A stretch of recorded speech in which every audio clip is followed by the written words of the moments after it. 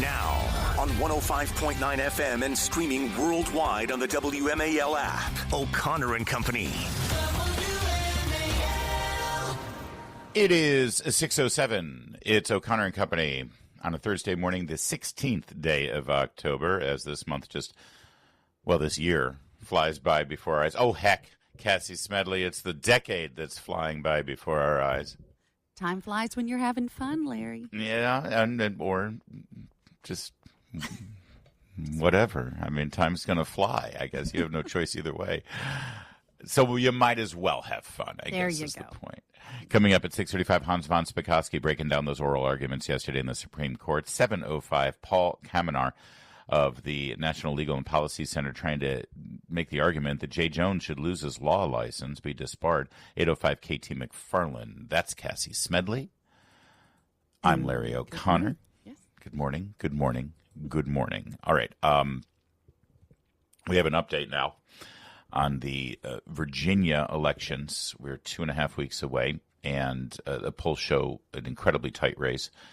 Abigail Spanberger, not really damaged by the Jay Jones story, frankly. She's damaged by her inability to speak about the Jay Jones story, her inability to articulate what she believes, where she stands. You go beyond the focus group tested talking points that have been fed to her.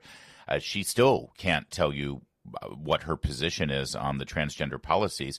Well, and when I say can't tell you, I mean literally she is incapable of saying it because she knows it will damage her politically. So she just gives you word salad. We know where she stands on the issue because she's voted on it. She's voted in support of these policies that put predators in the locker rooms with little girls who were then sexually assaulted by the likes of Richard Cox. She supports that. She voted for it.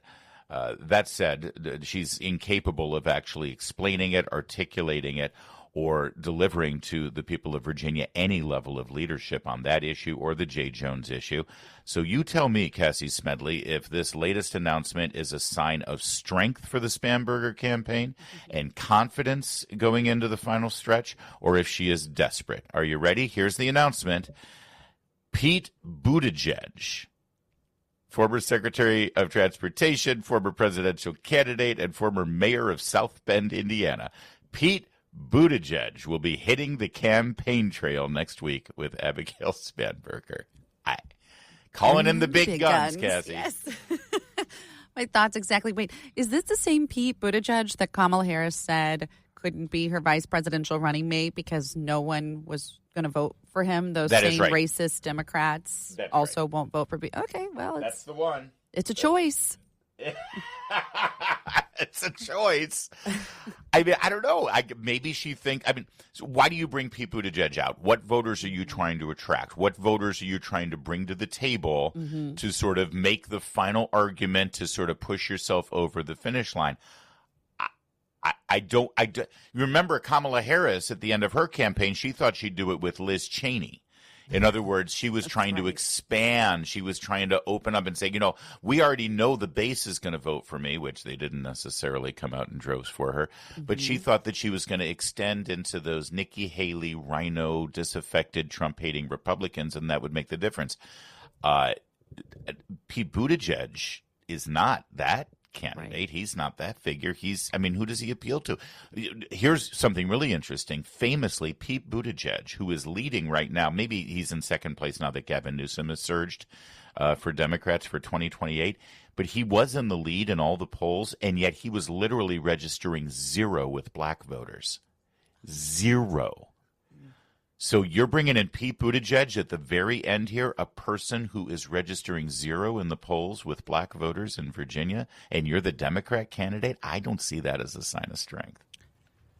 It's a good point, Larry, but I'm trying to think, who should she bringing in? Who do they have that would actually help her with any demographic? But you're right. Who does Pete Buttigieg appeal to? Does he appeal to the latte liberal mom in Fairfax County in maybe, but my guess is they've already got Abigail's sign in their yard. I don't know how she's expanding the base. And at this point, could you see polls are tightening? In some case, you see that they are dead heat. Dead heat. Yep. She is in the moment of needing to cull everyone she can. And I just feel like the exact opposite is happening. I think Winsome has got the momentum for bringing in new people who have been asleep and haven't really been paying attention until these last couple of weeks. Well, this is a great point. Think about it.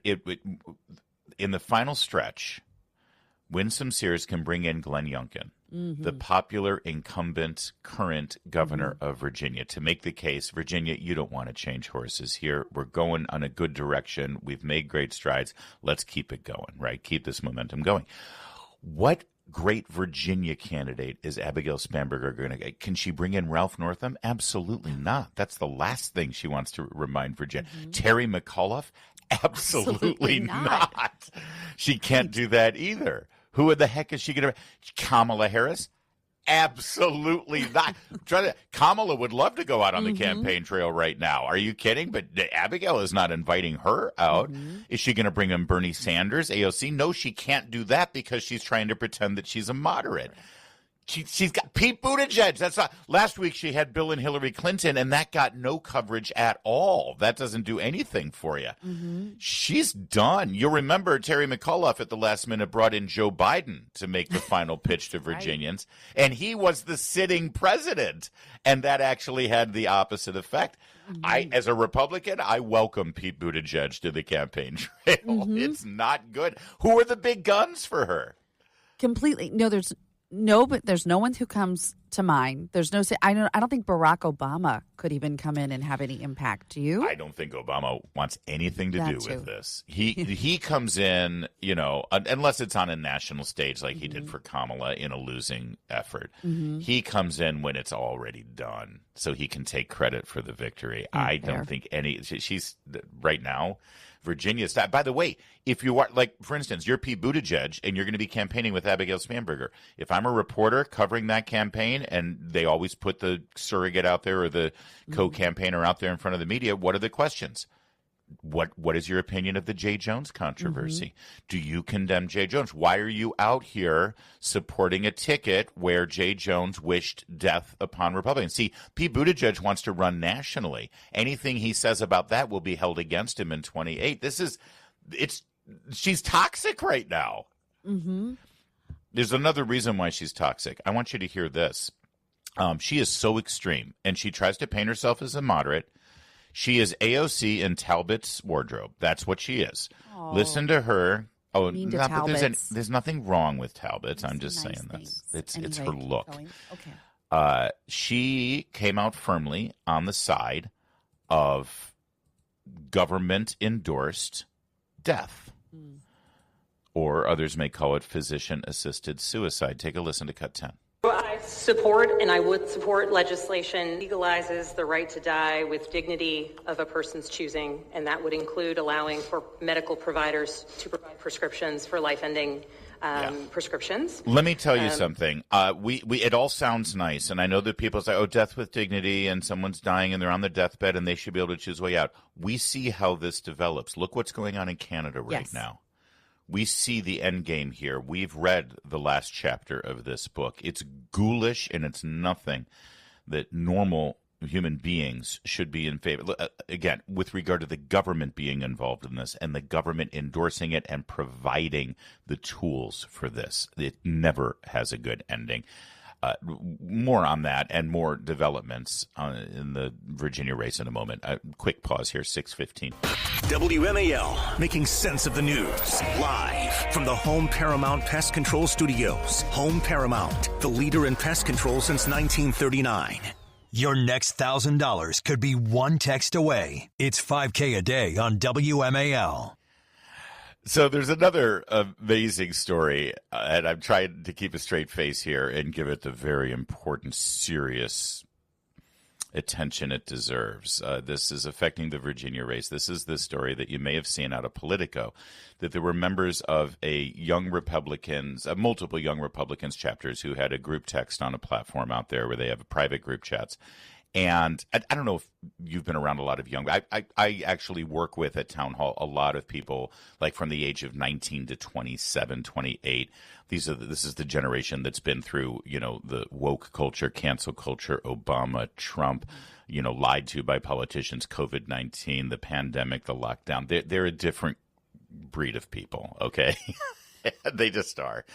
And I'll be honest, they often, try to outdo each other in just outrageous things that they say, okay? I'm using that as a premise to say, if any of these young Republicans who invoked Hitler and gas chambers and racist, horrible things in this private chat group, if they actually believe that stuff, if they actually do hold those ideas and they weren't joking and just trying to be outrageous and, outdo each other with just crazy, stupid things to say, if they really believe that, get out. Please, you need mental help. You need more Jesus in your life. It's awful, and I want nothing to do with you. That said, I think most of it was, if you look at it, a lot of it was just joking. It was joking. It may be bad joking. It may be the kind of joking you don't want. I understand that. That's why it was in a private text group. It wasn't out in the open. It wasn't out in the public. Like the things we heard about Charlie Kirk after his assassination from people who openly and publicly took to social media and said vile, despicable things. That said, Cassie, Democrats are now trying to use this story as Republicans should condemn them and ask them to be fired and remove them from their position at Young Republicans. And this is outrageous because they're trying to use it as some sort of gotcha in the Jay Jones story. Mm-hmm. But here's the weird thing. This actually allows the Winsome Sears campaign to get another week and a half of conversation about Jay Jones. Right. It's a complete boomerang. What? Such a self-own. Oh, it's the stupidest thing.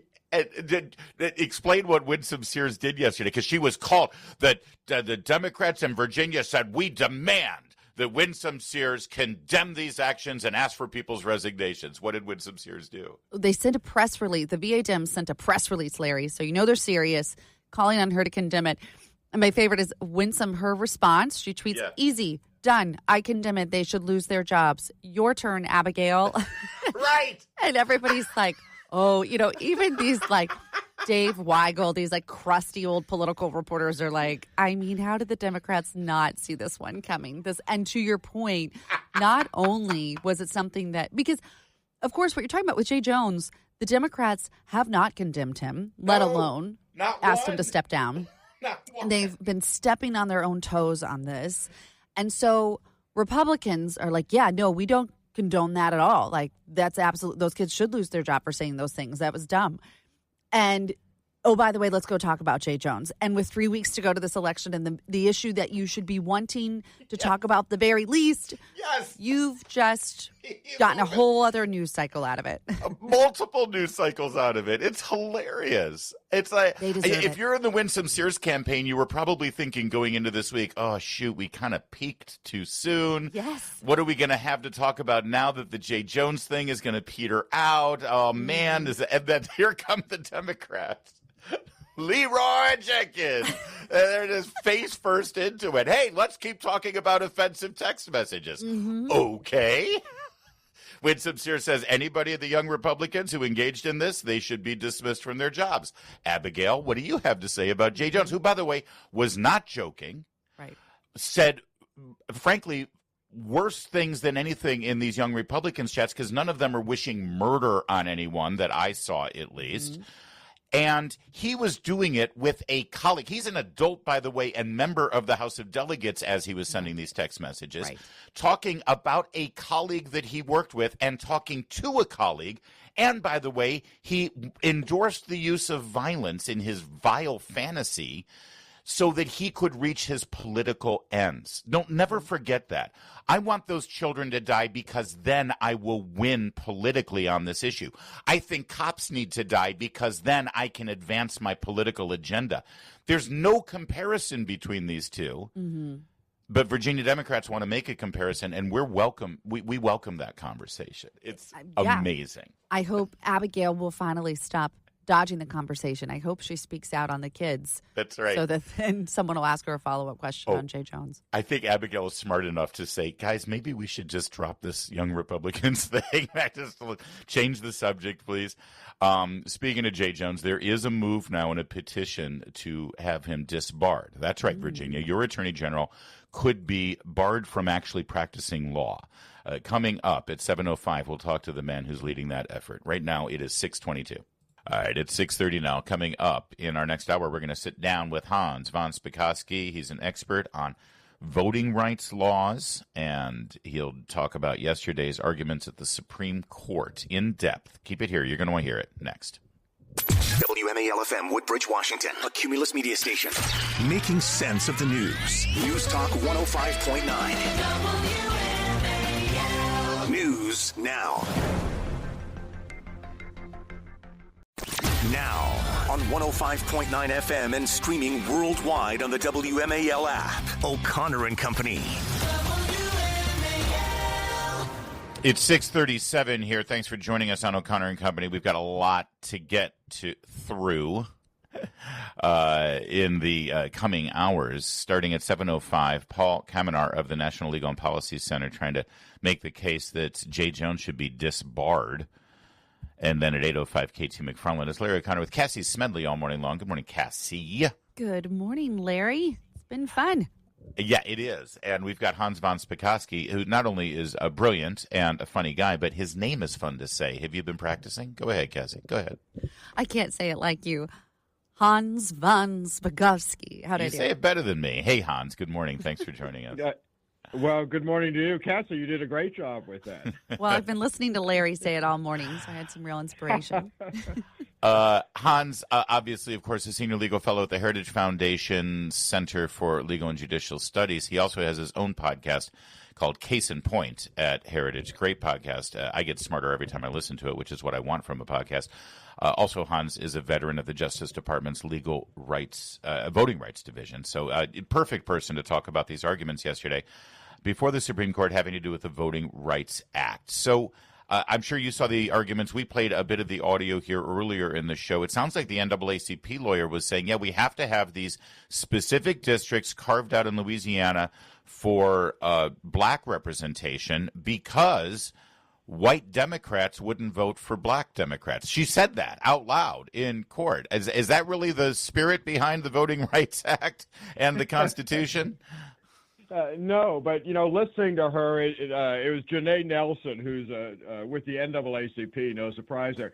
Listening to her, you'd think it was 1965, not 2025. And in fact, after she said that, the Deputy Solicitor General for the United States, a great guy named Hashim Mupan, who was there on behalf of the Trump administration, pointed out that in contrast to what she said, there are about 60 members of the U.S. Congress who are black, but there are only 15 of these majority black districts like she's talking about. Well, if whites won't ever vote for a black candidate, how did all those other black representatives get elected? Yeah.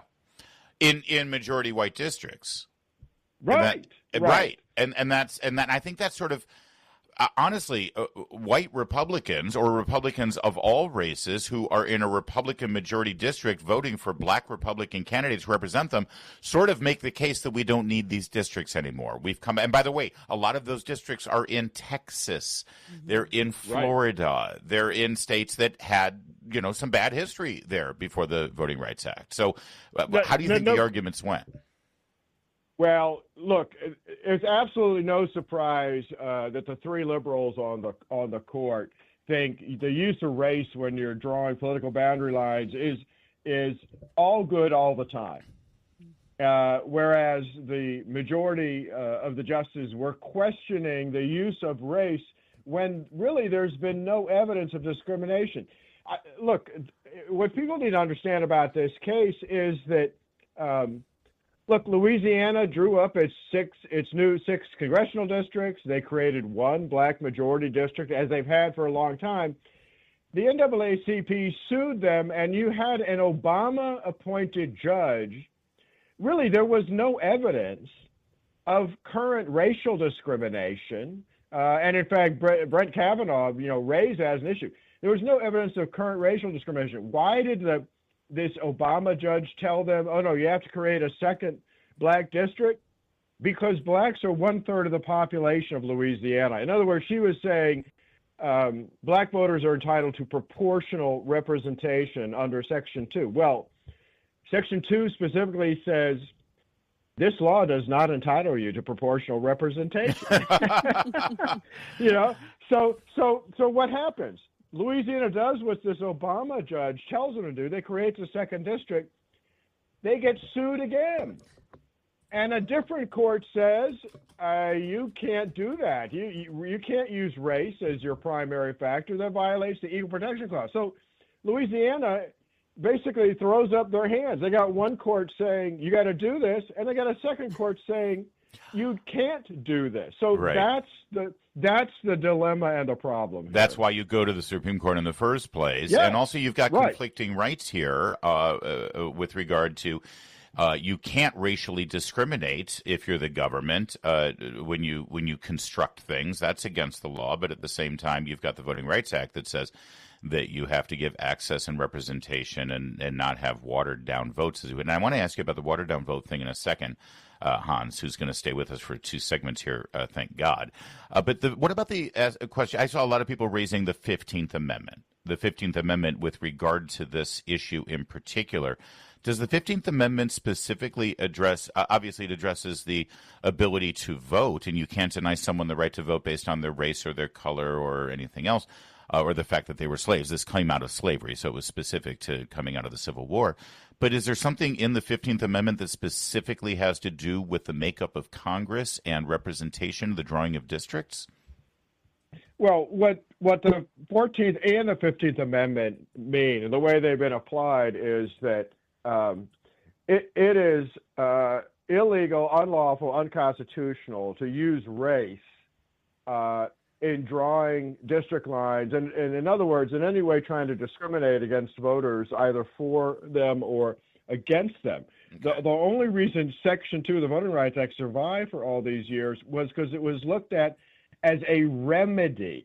If there was current racial discrimination going on, then it was okay to use race in the remedy, because if there's racial discrimination to start with, you have to use race potentially to fix that. What's happened over the many years now though, is that all these judges, they're applying Section 2 when it's politics driving the results, not racial discrimination. Right. Okay, and that's the key here. Okay, more with Hans von Spakovsky in a moment, and we're going to ask him about some revelations out of Minnesota that because of motor voter and loose regulations at the DMV, illegal immigrants are, in fact, able to vote. That came out in a hearing in the Minnesota State Senate. We're going to play that for you and get Hans's reaction coming up in a moment. First, though, at 6:44. Later this morning on the Chris Plant Show, Schumer and the Democrats again vote to keep the government shut down, and the news media again blames the Republicans. 9 a.m. on WMAL. It's O'Connor and Company, Larry O'Connor with Cassie Smedile, and we've got Hans von Spakovsky of the Mighty Heritage Foundation. And Hans, I want you to listen to this exchange here with Justice Jackson again. Boy, she really spends a lot of time here during these arguments. Justice Jackson tries to hone in on this question of black votes being diluted and whether that is a legal premise for creating these districts. I want you to talk about the law in that, but first, hear the exchange because I think it's quite revealing. I don't understand why your answer to Justice Kagan's question about is this a compelling state interest is no. The answer is obviously yes, that you have an interest in remedying the effects of racial discrimination that we identify using this tool. Whether you go too far in your remedy is another issue, right? Your Honor, I think step zero in all of these cases, it was certainly step zero in the Robinson litigation, is the plaintiffs came in and said, we want another majority black district. I thought they came in and said, we are not receiving equal electoral opportunity because our votes are being diluted. Which is the same way of saying we deserve a second No, majority it's not, black because that, again, just trust me on this. Trust me on this. That's a compelling legal argument, Hans. Trust me on this. Well, first of all, actually, before we get into the law, because you see this stuff more than I do, she sounded more like she was on a political panel on CNN than she was being a justice trying to challenge the solicitors and the litigants here on the constitutional basis for the law. Or is that just how these things go these days? Oh, no. The question she was asking she wasn't just on a panel. She was acting like she was the co-counsel for Janae Nelson of the NAACP. Okay. She was trying to make the NAACP's case here. And like I said, she and the NAACP and others, they are the ones who now for 20 years have been pushing judges to abuse. The problem isn't Section 2 of the Voting Rights Act. The problem is the way it's been abused by judges. And in fact, like I said, the deputy SG, Hashim Mupan, pointed out that the problem with Section 2's application these days is that it's politics, not race, driving this. The reason some black candidates aren't winning is because they're Democrats, not right. Because they're black. And yet judges see that, the black candidates consistently losing, must be because of racial discrimination, therefore there's a Section 2 violation, and we're going to remedy that. And they're ignoring politics. That's why Democrats are in a panic right now, because they've been using Section 2 for political purposes, not to stop racial discrimination, which just isn't going on anymore. So it sounds to me like, on the face of it, the argument is obvious, especially when you make the case that the racial discrimination is not an issue if you've got black candidates who are being elected by majority white districts. We can now turn the page on the era of the 60s and move on. Are there 5 courageous justices sitting on that bench yesterday who will go ahead and say that, knowing what they'll be called, knowing how they'll be treated? I know there are at least 3, maybe 4. Are there 5? Yeah, I think there are, and the reason I think that is the contrast between the NAACP, who thinks that if discrimination occurred 50 years ago, even if it's not occurring today, they're still entitled to a remedy. And remember, about a decade ago, Chief Justice Roberts wrote an opinion in the Shelby County decision in which they tossed out a different part of the Voting Rights Act, because they said the law has to be justified based on current conditions, not what happened 50 years ago. Real fast, Hans, have you been watching this case in Minnesota where Tim Walz put in an incredibly liberal statute, signed in a statute into law that allowed illegal immigrants to obtain driver's license. Of course, they can register to vote during the process. And when they're asked to show a Social Security number or something like that, their registration is marked as incomplete, but they still get their photo ID. And it came out during testimony before the Minnesota State Senate that incomplete status, if they bring their photo ID in, they can vote. They get a ballot and they vote. That seems like a pretty big problem. I know you have strong feelings about this motor voter bill. Is this something that should gain national attention? Yeah, obviously. And it's not just that they can register to vote. Walz signed a bill putting in automatic voter registration. So if you go in and get a driver's license, they don't ask you, would you like to register to vote? They automatically register. Oh. Not only that, but they have same-day registration. So if an alien walks into the polling place on Election Day, he can register and vote immediately. What does he have to show to do that? Why, a driver's license. There you go. And the standard driver's license does not show on its face that you are not a U.S. citizen. So even if election officials wanted to do something about it, they couldn't. Yeah, in fact, Republicans wanted to put a measure in that said that if you're not a citizen, you have a banner across your driver's license that says not eligible to vote. Every Democrat in Minnesota voted against that, and it went down in defeat. Right. That's why on our election integrity scorecard that we do at Heritage, Minnesota is ranked as the 42nd out of 50 states. So they are at the bottom in terms of the worst laws in the country. Amazing. Well, Hans, I did want to ask quick, though. I noticed that there's 19 states that have this law to give illegal immigrants a license, a driver's license. So what's the far-reaching impact of this? I mean, this isn't just going to be isolated to Minnesota, right? But how do we stop it?